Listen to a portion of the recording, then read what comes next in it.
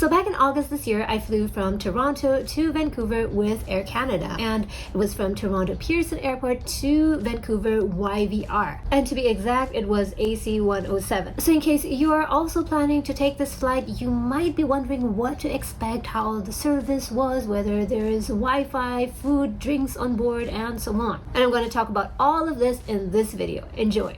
So this is our flight from Toronto Pearson Airport to Vancouver YVR, and our flight is scheduled to take off at 10 a.m. and it will land at around noon local time in Vancouver. So the total flight duration is about 5 hours, not too bad. But boarding time is at 9:20. So flight departs at 10 and boarding is about 40 minutes before. So here we're queuing now. We're waiting to get on board. It was very cramped there in front of the gate. Everyone was lining up and it was just taking forever for everyone to get on board. Some people got their carry-on luggage checked. We didn't have any check-in luggage. We wanted to make it easy for ourselves and just had carry-on. And by the way, guys, this is the first leg of our trip. So after we arrive in Vancouver, we will have a connecting flight to Japan as well, but that will be in another video.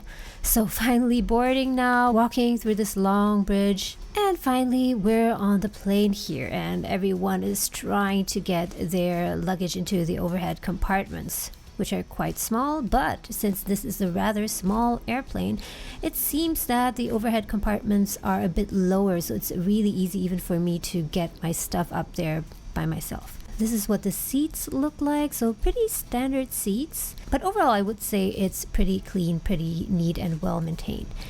And these are our seats. Let's take a look outside. Nice. On short trips, I always try to get window seats because I don't expect to be running back and forth to the bathroom too much. But it's a different story if I'm on a long haul flight, then I'll try to get a seat in the middle row because it's easier to get out. So apart from my carry-on luggage, the little suitcase, I also had a backpack here and it fits right underneath here. And my husband also had his own backpack. And yes, each of the seats has its own small screen for online entertainment. So let's open the trays and look how clean or not clean they are. Okay, cleanliness is not so great here. Some breadcrumbs there. So it didn't seem that they cleaned this properly or not at all. Okay, so this is what I like to do, guys. I like to have with me these alcohol pads with me. These are very small pads soaked in alcohol that I can use to just wipe the surface. I know this is tiny, but it's better than nothing. And I prefer this to carrying a big package of wipes because this just saves so much more space. These are really tiny and I can carry like 10 of them in my purse. So this is us. And by the way, we are still wearing masks because at that time in August, this flight was in August, masks were still required on airplanes and at the airport, which I believe now is no longer the case. So just make sure that before you go on your trip, you check out the latest updates on what is required. Next, power outlets and USB outlets, very important in case you want to charge your phone or other electronic equipment. And now I really need to charge my phone. Okay, somehow the USB outlet on my side wasn't working, so I had to move it to the other side. And yes, voila, it was working, luckily. By the way, guys, if you found this video useful so far, then please do let me know by hitting the like button. Thank you. Okay, this is the leaflet that all airplanes have in the pocket at the back of the seat. So here you can check out what the name of the aircraft is, and it's an Airbus A321-200. And by the way, guys, this is very useful to know if you want to book your seats, select your seats in advance during online checking, because you can go to this website called Seat Guru and you can input the name of the aircraft exactly, so Airbus 321-200, and take a look at how the seats are arranged and pick the seat that you think is best for you. And by the way, guys, the seats we selected during online check-in were seats in row 22. My seat was 22E, and you can see that it's quite close to the front of the aircraft. It's not too much in the back. That's what I prefer, but at the same time it's also not too close to the washroom, the lavatories, so that's also one thing that I prefer because it can get pretty loud back there. So seat 22E was quite good. So over our seats, as usual, you can regulate the airflow, and usually I keep these closed because usually it gets pretty cold on flights.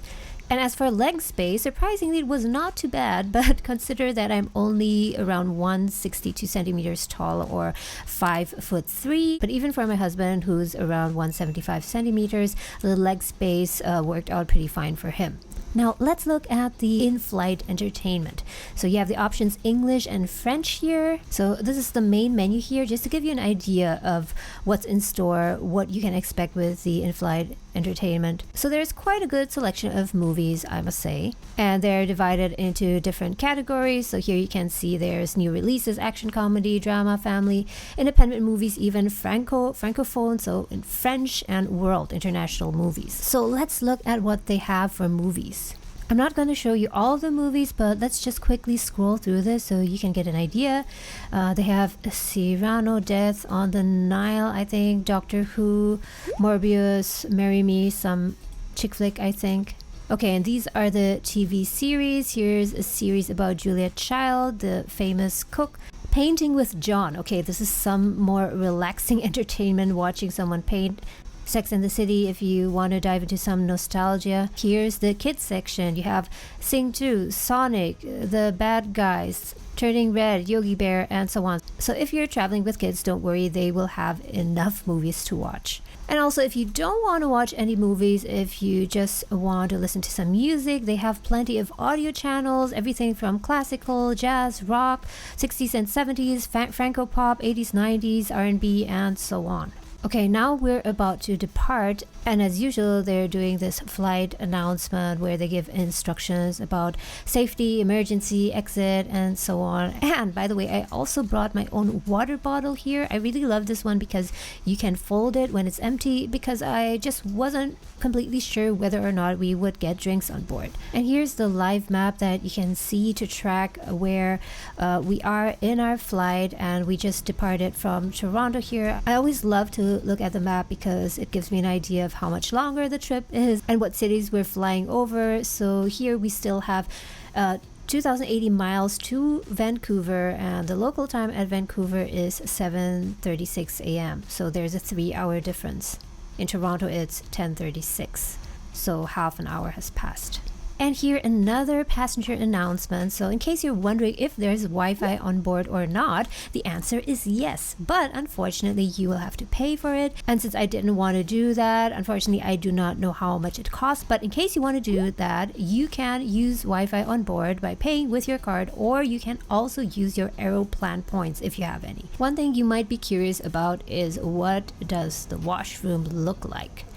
And it's pretty standard. I mean, this is a small airplane, so the washroom is also very small and very, very simple. The wash basin even doesn't have any sensor function, so you actually have to press on it in order to get the water flowing. So pretty basic, pretty old, but overall I would say it is quite clean, quite decent. And also, guys, as I mentioned earlier, apart from charging using the USB outlet, you can also bring a charger because there's also a power outlet on the right hand side.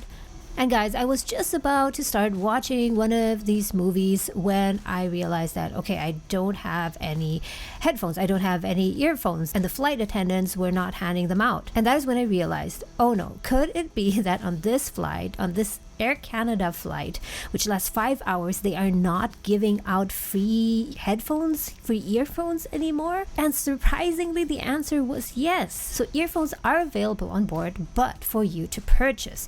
And I forgot the exact price, but it was around $4 or $5. So tip, guys, if you're ever going on a short haul flight, so something below 8 hours, I would say make sure that you bring your own earphones or headphones so that you can enjoy the in-flight entertainment. And after around 1 hour, I would say, I finally saw the flight attendants coming with their trolleys, with their food trolleys or whatever it's called. So here I can already peek into the selection that they have. It seems that they only have like some crackers, some chips, some biscuit snacks. I see some sandwiches, nothing special. No, there is no free food on board, and if we wanted to eat something, we would have to order it. So while serving the other passengers in front of us, I asked for the menu. I started flipping through. So they have a few selections here. They have like a chicken club wrap for $9.50, fruit and cheese plate for $9.50. They also have some smaller snacks like chocolate chip cookies, $4, some Nestle bars, Kit Kat bars for $4.50. Okay guys, so here on the back it says premium earphones for $7.95. So these are the earphones with the casing, but they actually also have just earphones, and I think those were cheaper at around $4 or $5. We decided to get this wild rice superfood salad for $5.95. Wild and brown rice, edamame, sweet corn, red pepper, dried cranberries, pumpkin seeds tossed with the raspberries, citrus, vinaigrette, gluten friendly. So this sounded quite good, so I didn't expect that. And to be fair, although I was a bit disappointed that we didn't get any free food, I found the prices to be quite reasonable, so I expected it to be much more overpriced. Here's my food now, and let's try it, just to give you an idea of the quality of the food and whether or not it's worth it ordering anything. So this is the wild rice salad, and they gave me cutlery, plastic cutlery, and some napkins. So $4, pretty cheap, but these cookies are tiny. The good news, guys, is that yes, you still get free drinks on board. Nothing fancy, just sodas, Coke, 7-Up, Canada Dry, water, coffee, and tea. So don't expect to get any wine or beer here. I know it's really disappointing that the selection is that small, but yeah, after all, it's a 5-hour flight. I understand. At least they still have the free drinks. So my husband got water and orange juice, and I got coffee and water. So this is also a tip from me, guys. When you're asking for drinks on board, don't think that you can only get one drink. It's totally okay to order 2 drinks, like a coffee, for example, and then a water or an orange juice or something else. Because anyway, the sizes of these cups are tiny. Now let's try the salad. Packaging is not very impressive, especially if you've been on Japanese flights before. You know that the packaging is done so well. But let's try this now and see how it tastes. And again, here the portion is tiny. It's a very small cup. But after trying it, surprisingly, it tastes quite good. It's quite well made. I mean, it's not fine cuisine, but it's much better than I would have expected for food on an airplane.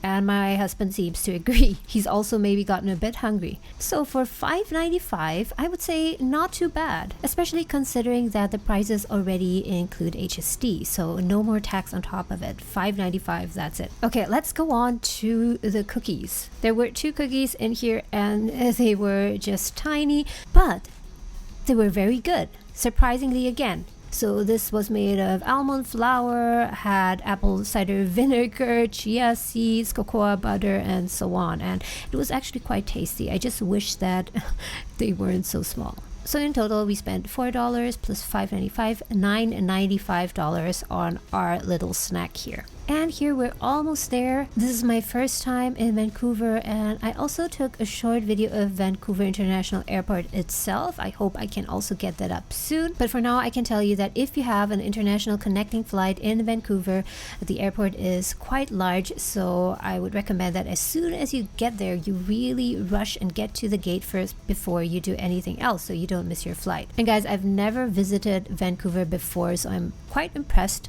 so far looking at the scenery at these mountains. It really looks beautiful, so I really hope that next time I'll get a chance to visit the city itself. So overall, how would I rate the flight? If you ask me, I think the reviews about Air Canada that I've read so far are pretty on spot. I would rate Air Canada maybe 3 or 3.5 at the most. I mean, overall, the flight went pretty smooth, and the flight attendants surprisingly were much more friendly than I had expected. The flight attendants are quite courteous, and they're quite attentive, polite, and so on. So overall, it was a decent flight, but nothing to rave about. And by the way, guys, if you're departing on a flight soon and you're wondering what the check-in process was like, you can check out this video, but keep in mind that this was back in August, and there were some different rules that applied at the airport, especially related to wearing masks, which now is no longer the case. But still, this video will give you an idea approximately how long the whole process takes from getting to the airport at Toronto Pearson until you check in at the gate. Thank you so much for watching, guys, and I'll see you in the next video.